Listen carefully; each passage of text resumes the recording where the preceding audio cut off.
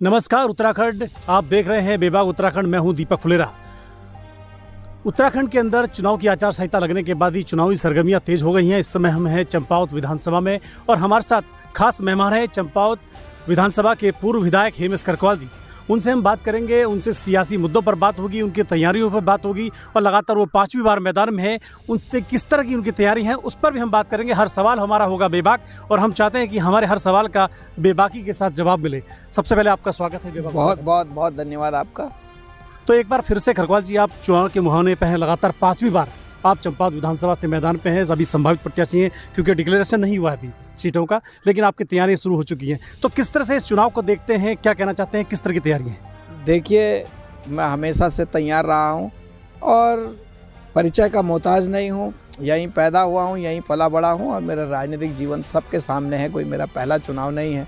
मैंने अनेकों चुनाव लड़े हैं, लड़ाए हैं और अगर पार्टी आदेश देगी तो ये मेरा 5वां चुनाव होगा विधानसभा का। तो लगातार आप 2 बार के विधायक रहे हैं, 2 बार माइनस, मतलब कुल मिला के 50-50 का मामला रहा है। 5वां आपका चुनाव है, तो किस तरह से देखते हैं इस बार, क्या मुद्दे लेकर आप जनता के बीच में जा रहे हैं? देखिए, एकमात्र मुद्दा विकास का है। जब जब मुझे मौका मिला है मैंने भरपूर काम किया है अपने क्षेत्र के लोगों का, चाहे वो शिक्षा के क्षेत्र में हो, चाहे सड़कों की बात हो, चाहे स्वास्थ्य की बात हो।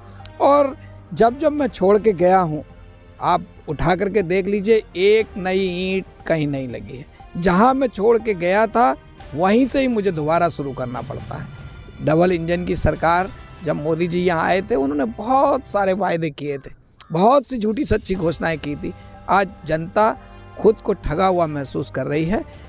14 फरवरी औपचारिक एक डेट है, जिस डेट पर जा कर के जनता इस सरकार को, इस डबल इंजन सरकार को मुंह तोड़ जवाब देगी और आप देखेंगे करीब 50 से ज़्यादा सीटें लेकर के कांग्रेस पुनः सत्ता में आएगी। हरीश रावत के रूप में पहाड़ के गरीब किसान का बेटा मुख्यमंत्री कुर्सी पर बैठेगा।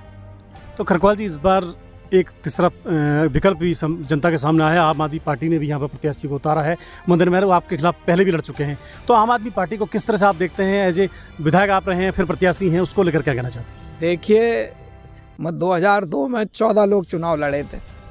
2007 में एक सिंपैथी वेव हुई थी और मुझे चुनाव हारना पड़ा था, मगर फिर अगले चुनाव में आपने देखा 11 लड़े थे।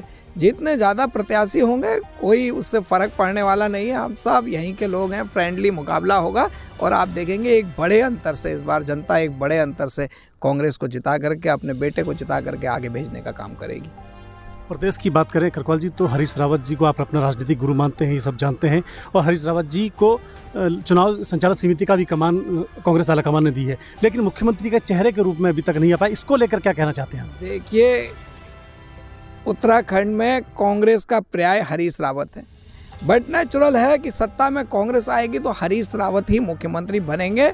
जो भी मतदान इस समय होगा, जो भी लोग पोलिंग बूथ तक जाएंगे, उस गरीब किसान के बेटे को मुख्यमंत्री कुर्सी पर बिठाने के लिए जाएंगे।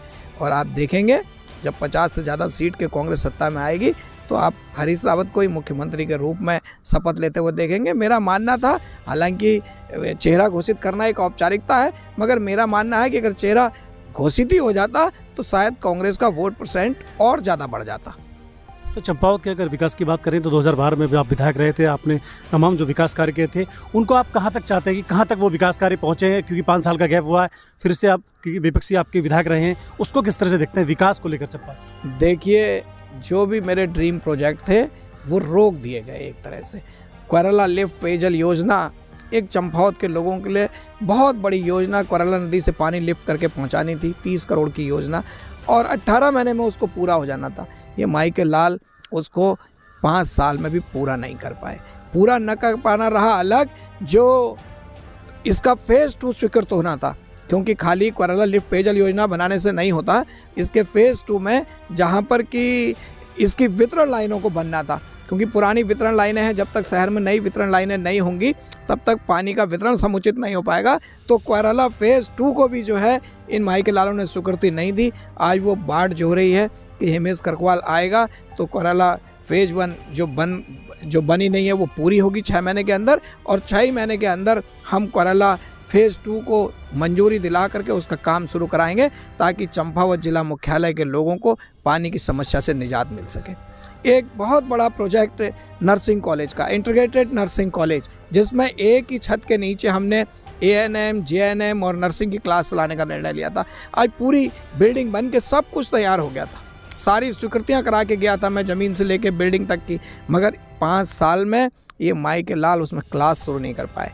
मैं आज वो बाट जो रहा है, हमारी बेटियां, हमारी बहनें कल के दिन नर्सिंग के कोर्स करें, जैसे ही हम सत्ता में आएंगे पहले ही वर्ष में वो नर्सिंग की क्लासेस शुरू होंगी, ये मैं आपको वायदा कर रहा हूँ। यहाँ का पॉलिटेक्निक कॉलेज है, चंपावत का पॉलिटेक्निक कॉलेज, पूरा ज़मीन बिल्डिंग हम स्वीकृत करा के गए थे, आज भी अपनी बिल्डिंग में नहीं जा पाया है। जैसे ही हम सत्ता में आएंगे, यहाँ का पॉलिटेक्निक कॉलेज, यहाँ का इंजीनियरिंग कॉलेज, चंपावत का पॉलिटेक्निक कॉलेज, ये सब नए विषय इनमें सृजित होंगे, नए विषय रोजगार परक पाठ्यक्रम चलेंगे और ये सब शुरू होंगे।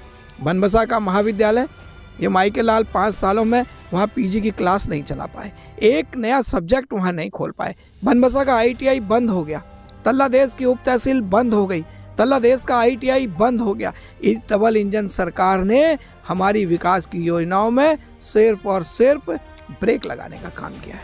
आप देखें गौरा देवी कन्याधन योजना जो हरीश रावत की सरकार ने 25,000 से बढ़ा के 50,000 की थी, इंटर पास करने वाली हमारी बेटी को एक मुश्त 50,000 रुपये मिलते थे। 2017 के बाद वो योजना बंद कर दी गई। ये सोचने का वक्त है कि ये माई के लाल 5 साल तक कोई बोले भी नहीं। हमारी बहनें, हमारी बेटियां धरने में, अनशन में बैठी थी चंपावत में, कोई जिम्मेदार पदों में बैठे हुए भाजपा के नेता उनको सांत्वना देने तक नहीं पहुंचे। आचार संहिता लगी तब उन्होंने अपना धरना समाप्त किया। आप ये बहुत सी ऐसी चीज़ें हैं, गैस की महंगाई की आप देखें, 450 का सिलेंडर 1,000 में पहुंच गया और आज ये कहते हैं कि राज्य सरकार नहीं कहती, केंद्र सरकार ही इसके रेट निर्धारित करती है। अरे केंद्र में भी तुम्हारी सरकार है, डबल इंजन सरकार है, मगर ये हरीश रावत की कांग्रेस लोगों से वायदा कर रही है कि केंद्र सरकार कम नहीं करेगी तो चाहे राज्य सरकार अपने पास से सब्सिडी दे, हम सत्ता में आएंगे तो 600 रुपये का गैस सिलेंडर देंगे। आज बेरोजगारों की बात ले लो, युवा अपने को ठगा हुआ महसूस कर रहे हैं। हमारे प्रतिनिधि रोजगार के लिए, चलो मिलता ना मिलता, कहीं उनको रोजगार दिलाने के लिए विधानसभा में लड़ते हुए भी नहीं दिखाई देते। मुझे याद है जब मैं 2002 में विधायक बना था और मैंने अपनी सरकार के खिलाफ, नरेंद्र तिवारी की सरकार के खिलाफ कहा था, मुख्यमंत्री जी कांग्रेस ने कहा है 2 लाख लोगों को रोजगार, और आज युवा इस सदन की तरफ देख रहा है। ये टेस्ट मैच का जमाना नहीं है, वनडे का जमाना है। लोग पूछ रहे हैं कहाँ है 2 लाख लोगों का रोजगार, और हम दावे के साथ उस टाइम कह सकते हैं, गर्व के साथ, कि उस समय चंपावत विधानसभा में 2004 तक का कोई विज्ञान का प्रशिक्षित बेरोजगार ऐसा नहीं बचा था जो नौकरी ना पा गया हो। 135 सीटें लैप्स हो रही थी, हमने वो भी लैप्स नहीं होने दी। हमने कहा विज्ञान का प्रशिक्षित बेरोजगार नहीं बचा है तो सामान्य वर्ग से भरी जाएंगी। आज कितनी नियुक्तियां निकली हैं, उस नौजवान का क्या कसूर है? जब 2014 में हमारी सरकार ने भर्ती निकाली थी पुलिस में और लड़कियों के लिए विशेष भर्ती अभियान चलाया था पुलिस में, उस समय जो लड़का, जो मेरा भाई, जो उस समय अंडर एज था, 17 साल की एज थी, उसने कहा दाजू, मैंने कहा भरा, उसने कहा हमने फॉर्म नहीं भरा, मेरी एज नहीं हुई है। और आज जब चुनाव से पहले इन्होंने भर्ती निकाली है तो वो ओवर एज हो गया है। उस बेचारे का क्या कसूर? उसको अपनी ज़िंदगी में एक बार भी उत्तराखंड पुलिस में भर्ती के लिए खड़े होने का मौका नहीं मिला। कौन कसूरवार है? ये पूरी भाजपा सरकार कसूरवार है। और जो लोग इसकी नुमाइंदगी का दावा भर रहे हैं, दम भर रहे हैं, वो लोग इस मुद्दे पर एक शब्द नहीं बोले। इसका मुझे बड़ा भारी अफसोस। तो आपको लगता है कि इस बार महंगाई और बेरोजगारी का जो मुद्दा है वो अहम इस चुनाव में रहेगा? बिल्कुल, महंगाई, ये सरकार तो सभी मुद्दों पर फेल रही है। ये बेरोजगारी और भ्रष्टाचार, खनन माफियाओं को बढ़ावा, सारी चीजें। यहाँ का देखो ना, खनन व्यवसाय कितनी शांति से 2 रोटी खा रहे थे, चाहे हमारे मनियारकोट के व्यवसायी थे, चाहे बाजार के शक्तिवान मालिक थे। आज लोगों ने अपनी गाड़ियां कबाड़ में कटवा दी शक्तिवान है। उनकी आत्मा रो रही है और उन गरीब के, उन गाड़ी मालिकों के आंसू लगेंगे इस सरकार को। हम सत्ता में आएंगे तो मैं दावा कर रहा हूं कि चाहे शारदा क्षेत्र टनकपुर के लिए अलग से खनन नीति बनानी पड़े, मैं उन सारे खनन व्यवसायियों को, उनको राहत देने के लिए रात दिन एक कर दूंगा। जब तक पहली परिपाटी जिस तरह हम लोग इज्जत से, शान के साथ और अपनी मेहनत की कमाई खाते थे, फिर से दोबारा लोगों को रोटी मिले, इसके लिए काम करेगी हमारी सरकार। तो खरगोवाल जी, भाजपा कहती है अब की बार युवा सरकार 60 के पार, ये नारा है, और आपके पड़ोस की जो विधानसभा खटिया, वहाँ से मुख्यमंत्री हैं, तो उसका कितना प्रभाव आप मानते हैं? कि क्योंकि वो कहते हैं कि आसपास की जो विधानसभा है उसका युवा मुख्यमंत्री है, उसका प्रभाव पड़ेगा, तो कैसे देखते हैं आप? देखिए, जितने ज़्यादा युवा नेता हरीश रावत ने दिए हैं उत्तराखंड को, उतने किसी ने नहीं दिए हैं। और हरीश रावत ने जिसको बनाया है, जिसको एक बार हाथ पकड़ लिया, वो नेता बन गया। वो चाहे फिर उनके साथ रहे तो उसकी भगत थी, और साथ छोड़ के सामने चला जाता तब भी भगत थी। हरीश रावत का एक आदमी तोड़ लिया, मगर वो आदमी विचलित नहीं हुआ। आदमी टूटा, सामने खड़ा हो गया, मगर उसने नई पौध लगाना चालू रखा। आज हिमेश करकवाल हो, मनोज तिवारी हो, प्रदीप टमटा हो, ललित फरसवाण हो, हरीश धामी हो, हमारे जैसे अनेकों लोग उसने इस ज़मीन से चुन करके जिम्मेदारी जगह पर बैठाए हैं। और हमारे पास अनुभव और युवा शक्ति दोनों का मिश्रण है। हमारे पास कहीं कमी नहीं है। एक तरफ हरीश रावत जैसा अनुभवी नेतृत्व तो हमको मिलेगा, तो दूसरी तरफ हम पद पर रहे ना रहे, हिमेश करकवाल, मनोज तिवारी और गणेश गोदियाल और ललित फरसवाण, हरीश धामी जैसे नौजवानों की टीम उस सरकार को सहारा देने के लिए, उस सरकार से लोगों के अधिकार के लिए आगे बढ़ाने के लिए, अधिकार के लिए काम लेने के लिए काम करेंगे। और निसंदेह इस बार ये उत्तराखंड पूरे शिद्दत के साथ हरीश रावत को दोबारा मुख्यमंत्री बनाने के लिए काम करेगा, कांग्रेस की दोबारा सरकार लाने के लिए काम करेगा, ऐसा मेरा मानना है। तो करकवाल जी, आपसे एक जुड़ा सवाल है। 2012 में जब आप विधायक रहे थे, तमाम विकास कार्य वो जनता कहती भी हिमेश करकवाल विकास से नहीं लेकिन व्यवहार से हारे थे। तो इस बात में कितना दम है? ये जो बातें सामने खोल के आती हैं, इस चीज़ को लेकर क्या कहना चाहिए? देखिए, मैं आपने कहा और बहुत अच्छा प्रश्न किया, मैं इसकी सराहना करता हूँ। मैंने कहा कि मेरे लिए ये घर है और सारे बड़े इन सब ने मेरा मार्गदर्शन करना है। जैसा मार्गदर्शन इन्होंने किया, इनके बताए रास्ते पर मैं हमेशा आगे चला। मैंने हमेशा अपने बड़ों का सम्मान किया। आपने देखा होगा सत्ता के मद में लोग कैसे बोलते हैं। मैंने कभी किसी के लिए कभी कोई अपशब्द नहीं कहे। सब मेरे सम्मानित हैं और सारे लोग जानते हैं, और मुझे वैसे ही ट्रीट करते हैं जैसे अपने घर के बच्चे को ट्रीट करते हैं। और कहीं अगर किसी को लगता भी है तो परिवार के बड़े हैं, वो बच्चा समझ के मुझे क्षमा भी करते हैं। मैंने कभी भी, कोई व्यक्ति ये नहीं कह सकता कि मैंने कभी भी किसी की भावनाओं को ठेस पहुंचाई हो, चाहे वो किसी वर्ग का, किसी जाति का, किसी उसका हो। इवन भाजपा के दूसरे तीसरे लोग भी आज इस बात की ताकीद करते हैं कि हिमेश करकवाल के पक्ष में पड़ने वाला एक एक मत इस इलाके के विकास को गति देगा। मुझे गर्व होता है कभी जब लोग कहते हैं कि विकास तो हिमेश करकवाल ने किया, और मेरे विपक्ष के लोग भी कहते हैं। मैं परसों ही एक लड़का यहाँ से आया और मैंने कहा यार चुनाव का टाइम है, थोड़ी मदद करना। मैंने उसे पहचाना नहीं, डांडा का वो लड़का था। उसने कहा आपकी मदद नहीं करेंगे तो किसकी करेंगे? आपके बनाए इंटर कॉलेज में पढ़ के आज मैं IDP में भर्ती हो गया हूँ। मेरे लिए उसका ये कहना किसी पद्मश्री पुरस्कार से कम नहीं था। और जो भी ये पौधे मैंने लगाए हैं, आज देखिए ना, अमोड़ी के डिग्री कॉलेज में 225 बालिकाएँ पढ़ रही हैं। वो बालिकाएँ कभी ग्रेजुएट नहीं हो पाती।